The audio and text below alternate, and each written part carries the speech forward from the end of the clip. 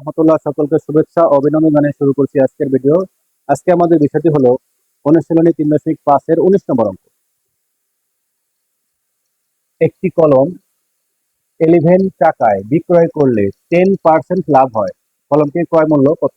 প্রশ্নটা আবার একটু খেয়াল করি যে একটি কলম 11 টাকায় বিক্রয় করলে 10% লাভ হয়, কলমটির ক্রয় মূল্য কত? তাহলে এখানে কি বলা হয়েছে যে একটি কলম 11 টাকায় বিক্রয় করলে 10% লাভ হয়, তার মানে লাভ কত পার্সেন্ট? 10% লাভ। সমাধান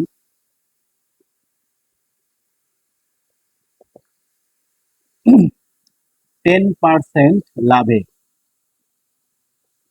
10% লাভে আমরা এখানে শতকরার অঙ্কগুলোতে যদি ধরে নিতে হয় ক্রয় মূল্য আমরা ধরে নেব হলো 100 টাকা। 10% লাভে ক্রয় মূল্য 100 টাকা হলে বিক্রয় মূল্য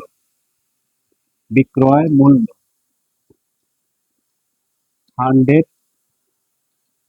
প্লাস 10, তার মানে হলো 110 টাকা। কেমন হলো এটা? কেন আমরা যোগ করলাম? এখানে বলা হয়েছিল যে 10% লাভ, যে 10% লাভে ক্রয় মূল্য 100 টাকা হলে, আমরা ক্রয় মূল্য ধরেছি 100 টাকা, ক্রয় মূল্য 100 টাকা হলে বিক্রয় মূল্য যেহেতু লাভ হয়েছে এই জন্য আমাদের কত পার্সেন্ট লাভ সেটা যোগ করতে হবে। 10% লাভ, এই জন্য আমরা লিখলাম 100 প্লাস 10, তার মানে 110 টাকা। এরপরে আমাদের অঙ্কটিতে বলেছে যে ক্রয় মূল্য কত, আমাদের ক্রয় মূল্য বের করতে হবে। এই ক্রয় মূল্য, তার মানে এইখান থেকে আমাদের এই ক্রয় মূল্যটাকে ঘুরিয়ে শেষে নিতে হবে আর বিক্রয় মূল্যটাকে সামনে নিয়ে আসতে হবে। তার মানে লিখবো যে বিক্রয় মূল্য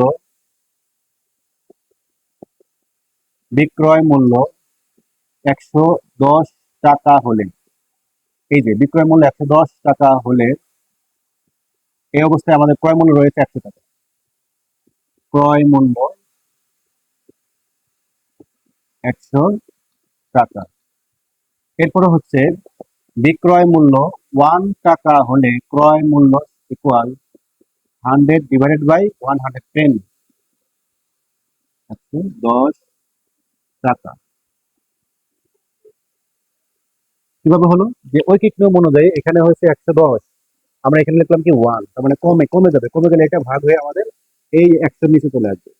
এরপরে হলো এখানে বলা হয়েছে 11 টাকায় বিক্রয় করলে, তার মানে এখানে বিক্রয় মূল্য হলো 11 টাকা, তার মানে বিক্রয় মূল্য 11 টাকা হলে ক্রয় মূল্য ইকুয়াল, যেহেতু এখন বেড়ে গেল, 1 ছিল 11 হয়ে গেল, তাহলে এখানে আমাদের গুণ হয়ে যাবে 100 ইন্টু 11, এই যে এটা ডিভাইডেড বাই 110। এখন আমরা এখানে ভাগ করে দিব, এই দুটা গুণ করে যদি আমরা এটাকে ভাগ করে দিই তাহলে আমরা পাবো হলো 10 টাকা। এর একটু সংক্ষিপ্ত বুঝতে পারি আমরা, সেটা হলো একটা শূন্য যদি কেটে দিই আমরা আর 11 আর 11 যদি কেটে দিই তাহলে থাকবে 10 টাকা। এই হচ্ছে এই অঙ্কটার অ্যান্সার। তার মানে আমাদের কি চেয়েছিল এখানে, যে কলমটির ক্রয় মূল্য কত, তাহলে আমরা লিখতে পারি সুতরাং কলমটির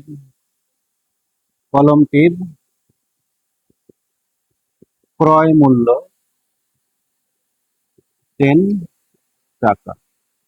এই হচ্ছে অঙ্কটার সমাধান, খুবই সহজ।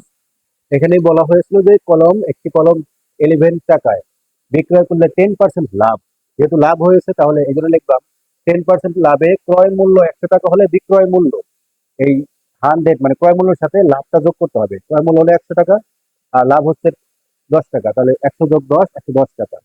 এরপরে আমাদের এখানে চেয়েছে ক্রয় মূল্য, এই জন্য আমরা এখান থেকে ঘুরিয়ে এই যে বিক্রয় মূল্যটাকে আগে নিয়ে আসলাম আর ক্রয় মূল্যটাকে পরে নিলাম, তাহলে বিক্রয় মূল্য 110 টাকা হলে ক্রয় মূল্য হচ্ছে 100 টাকা। এরপরে বিক্রয় মূল্য 1 টাকা কমে গেল, এই জন্য ভাগ হয়ে এটা নিচে চলে যাবে, 100 উপরে 110 নিচে। এরপর হচ্ছে বিক্রয় মূল্যের কথা বলা আছে 11 টাকা, তাহলে বিক্রয় মূল্য 11 টাকা হলে এখন বেড়ে গেল, এই জন্য গুণ হবে উপরে, এই যে 100 গুণন 11 ডিভাইডেড বাই 110। এরপরে এই শূন্য শূন্য কেটে দিলাম, 11 11 কেটে দিলাম, থাকলো কত 10 টাকা। এটি হচ্ছে আমাদের কলমটির ক্রয় মূল্য 10 টাকা। খুবই সহজ সমাধান। এই সহজ অঙ্কগুলোতেই আসলে আমাদের বেশি বেশি মার্ক উঠানোর চেষ্টা করতে হবে, কারণ এই অঙ্কগুলি আমরা দেখতে পাই বিভিন্ন সময় অঙ্কগুলো পরীক্ষাতে এসে যায়, তখন আমরা করতে পারি না। খুবই সহজ অঙ্ক, সমাধান আমাদের বেশি বেশি করে প্র্যাকটিস করতে হবে, তাহলে আমরা সমাধানগুলো অবশ্যই করতে পারবো। সকলকে ধন্যবাদ জানিয়ে শেষ করছি। আসসালামু আলাইকুম ওয়া রাহমাতুল্লাহ।